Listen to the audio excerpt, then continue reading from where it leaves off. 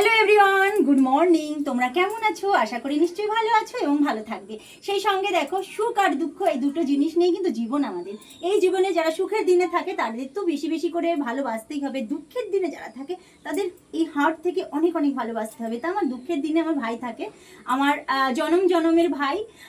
এর সঙ্গে আমার একটা রিস্তা আছে, মনের রিস্তা, যেটা আমরা দুজন দুজনকে ভীষণভাবে মেহসুস করি। আর গডের দেওয়াই একটা সুন্দর একটা গিফট আমার আমার ভাই। তো ভাইয়ের চ্যানেলটাকে কিন্তু তোমরা সবাই একটু সাবস্ক্রাইব করে নিও। আর সেই সঙ্গে আমার ভাই ইউটিউব চালায়, ইনস্টাগ্রাম চালায়, আর ফেসবুক অ্যাকাউন্টটা রমন বিশ্বাস নামে, সবাই একটু ফলো করে নেবে আর বেশি বেশি করে লাইক কমেন্ট করবে। সেই সঙ্গে একটা মেসেজই দিতে চাই, সুখের দিনে যে থাকে তাকে বন্ধু বলা হয় না, দুঃখের দিনে যে থাকে তাকে বন্ধু বলা হয়।